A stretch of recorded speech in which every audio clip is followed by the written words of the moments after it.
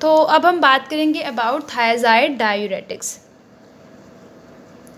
थायज़ाइड diuretics के कुछ important points, सबसे पहले आपको पता होना चाहिए किस जगह पे एक्ट कर रहा है।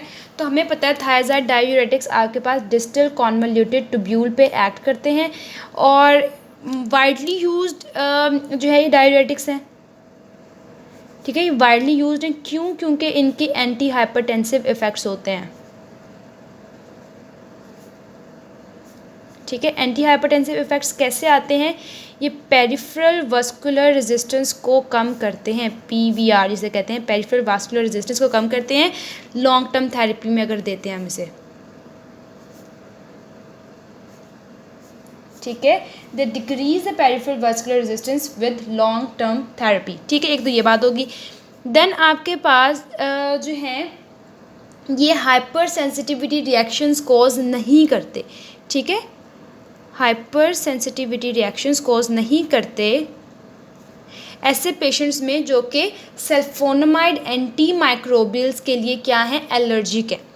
ठीक है, जो थायज़ाइड्स होते हैं वो हाइपर सेंसिटिविटी रिएक्शंस कॉज नहीं करते, मैं नहीं का वर्ड यूज़ कर रही हूँ, नहीं करते, जो कि सल्फोनामाइड जो एंटी माइक्रोबियल्स होते हैं, जैसे आपके पास सल्फामेथोक्साजोल है, एंटीबायोटिक है, ये पेशेंट्स जो एलर्जिक होते हैं उनमें हाइपर सेंसिटिविटी रिएक्शन कोज नहीं करेंगे। ठीक है, तो हम इजीली मतलब टॉलरेबल हैं तो इसको दे देते हैं।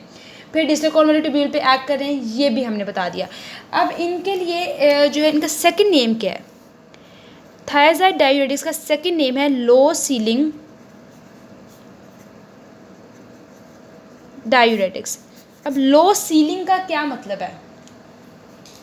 अब हम कोई भी अगर डायूरेटिक दे रहे हैं, वो डायूरेटिक हमें देना, थेराप्यूटिक डोज देनी है बॉडी में जिसमें वो अपना जो है फंक्शन जो बॉडी में परफॉर्म कर ले।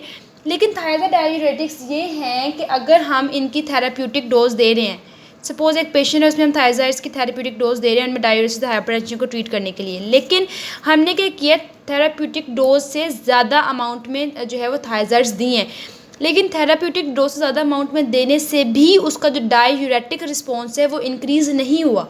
जितना थेराप्यूटिक डोज पे था उतना ही रिस्पॉन्स आएगा अगर हमने उसकी डोज इंक्रीज़ कर देते हैं। डैट मीन्स इसको हम कहते हैं कि उसका लो सीलिंग डायूरेटिक्स है कि थेराप्यूटिक डोज से ऊपर वाली अगर हम अमाउंट में कोई इसको डोज दे रहे हैं, उसका डायूरेटिक इफेक्ट इंक्रीज़ नहीं करेगा, उतना ही रहेगा।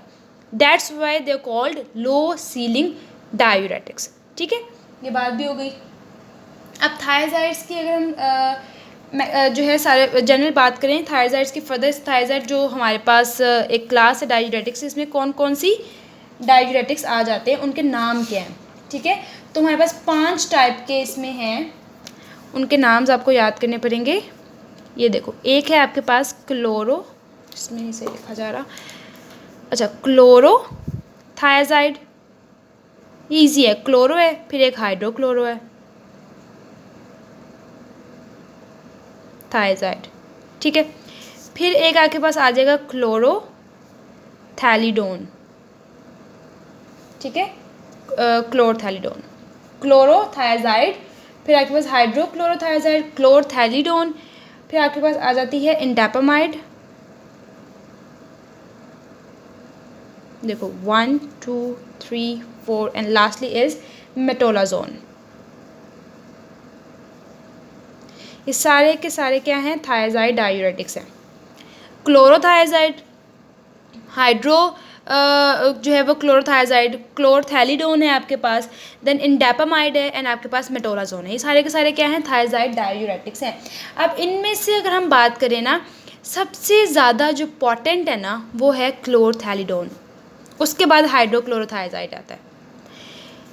क्लोरोथायज़ाइड से ज़्यादा पोटेंट है हाइड्रोक्लोरोथायज़ाइड और इससे डबल टाइम ज़्यादा पोटेंट है क्लोरोथैलिडोन। ज़्यादा पोटेंट होने का मतलब ये है कि कम डोज में उसके जो है वो जो हमें रिक्वायर्ड इफ़ेक्ट्स हैं वो कॉज कर सकता है।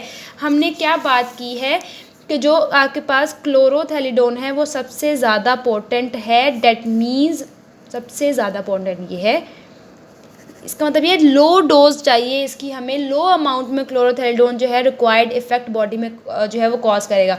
इसके बाद कौन सा आता है, हाइड्रोक्लोरो थायज़ाइड, देन आपके पास क्लोरोथायज़ाइड। ठीक है, ये बात थी। इसके बाद हमने बात करनी है, इन ड्रग्स को हम ओरली लेते हैं। थायराइड्स आर इफेक्टिव ओरली, ये याद रखना है कि हमने किस फॉर्म में थायराइड्स को बॉडी में देना है, ओरली देना है। इसमें एक एक्सेप्शन को होती है क्लोरोथायराइड की, इसको हम इसकी जो है ना बायो अवेलेबिलिटी बहुत कम है, 15 से 30% है ओनली, डेट्स वाई इसको हम जो है वो वीनस फॉर्म में भी देते हैं क्लोरोथायराइड को। उसके अलावा बाकी जितने भी थायराइड को हम किस फॉर्म में दे रहे हैं, ओरली देते हैं। ये बात हो गई, ये भी सारी बात। इसके बाद हमने बात करनी थी यहाँ पे जो आपके पास क्लोरोथैलिडोन, इंडापामाइड एंड मेटोलाजोन, इनको हम थायराइड लाइक डाययूरेटिक्स भी कहते हैं, ठीक है। थायराइड नहीं, मतलब थायराइड लाइक, क्योंकि आपके पास थायराइड्स का जो एक पेरेंट मॉलिक्यूल है ना जिससे वो बने में, वो है बेंजोथायजाडीन, बेंजोथायडाजीन। अब इन तीनों में वो केमिकल स्ट्रक्चर नहीं होता, किन में, क्लोरोथैलिडोन, इंडापामाइड एंड मेटोलाजोन, ये तीनों के तीनों को हम क्या कह रहे हैं, थायराइड लाइक डाययूरेटिक्स, बिकॉज इनमें बेंजोथायडाजीन एक जो केमिकल स्ट्रक्चर है वो नहीं है, ठीक है, जिनसे मिलके जो है, मतलब जो कि थायराइड्स का एक पेरेंट मॉलिक्यूल है, डेट्स व्हाई इनको हम कहते हैं। ये तीनों कौन कौन से, फिर बता रही हूँ, chlorthalidone, indapamide and metolazone thiazide like diuretics because they lack benzothiadiazine chemical structure, ठीक है। सिर्फ और सिर्फ इस केमिकल स्ट्रक्चर में इनका जो है वो डिफरेंस आ रहा है, बाकी इनके मैकेनिज्म ऑफ एक्शन, इनके इंडिकेशंस, इनके एडवर्स इफेक्ट सब सेम है, थायराइड जैसी ही है, ठीक है। अब हमने बात करनी है about the mechanism of action of the thyroids. अच्छा,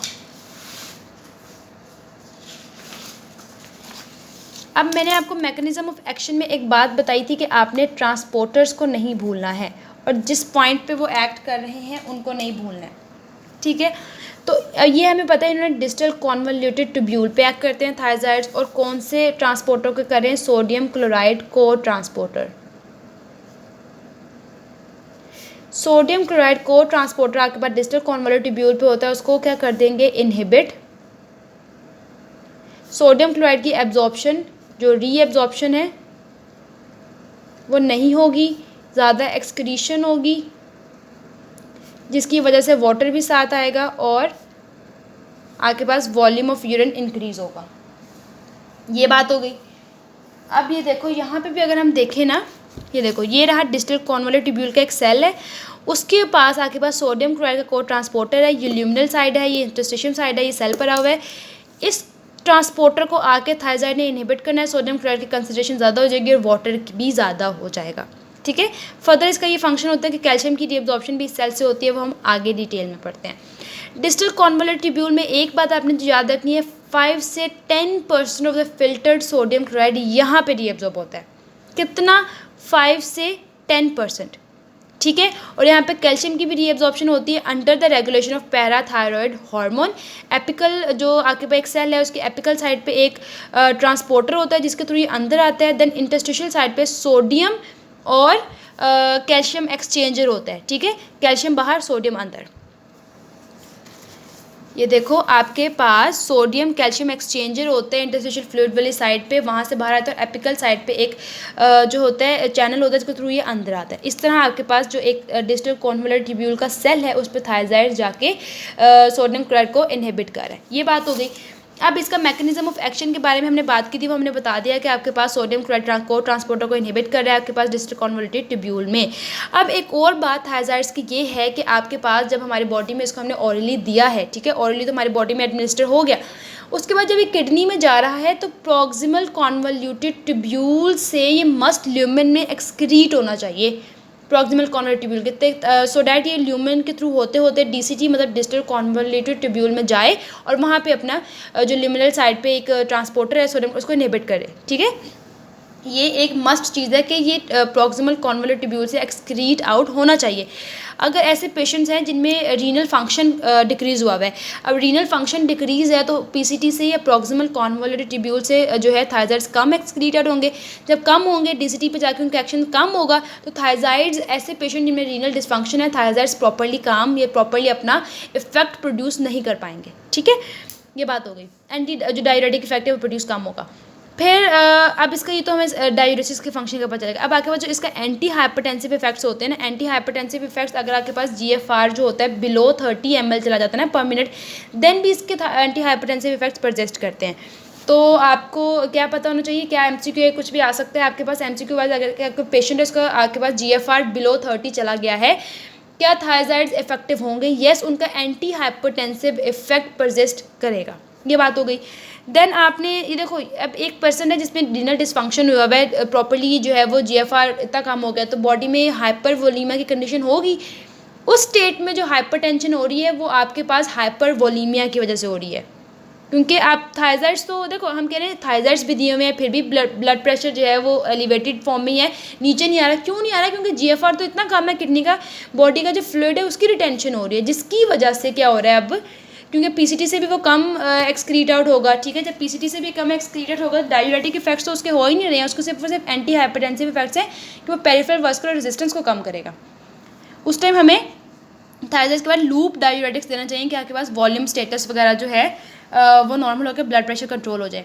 और ऐसे पेशेंट जिनको एनसेड्स मतलब non steroidal anti inflammatory drugs ले रहे हैं, जैसे इंडोमेथासिन है, अब ये जो non steroidal anti inflammatory drugs हैं वो रीनल प्रोस्टाग्लैंडिन्स को नहीं बनने देंगे। जब रीनल प्रोस्टाग्लैंडिन्स इनहिबिट हो जाएंगे तो रीनल ब्लड फ्लो कम हो जाएगा, ब्लड फ्लो कम होगा तो थायराइड्स किसी भी डायूरेटिक का डायूरेटिक इफेक्ट्स कम प्रोड्यूस होंगे। ये बात हो गई। ये तो हमने इसका मैकेनिज्म ऑफ एक्शन कर लिया। अब इसके थायराइड के एक्शंस क्या हैं? एक्शंस ऑफ थायराइड पढ़ने हैं हमने। अब इसके 3 एक्शंस हैं बेसिकली। ठीक है, पहला एक्शन है सोडियम एंड क्लोराइड की एक्सक्रीशन करवा रहा है, increased excretion of sodium chloride. अब वो कैसे करवा रहा है ये भी सारा बता दिया था आपको मैंने कि वो सोडियम क्लोराइड को ट्रांसपोर्टर को इनहिबिट कर रहा है।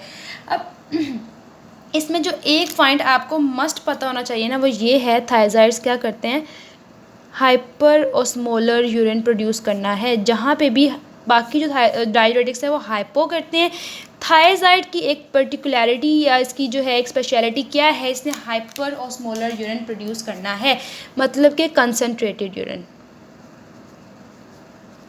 तो जहाँ पे भी हाइपर स्मॉलर आ रहा है डायूरेटिक वाले फंक्शन किसी भी क्वेश्चन में रखकर फ़ौरन से क्लिक होना चाहिए, हाइपर स्मॉलर है डेट मीन्स थायराइड है।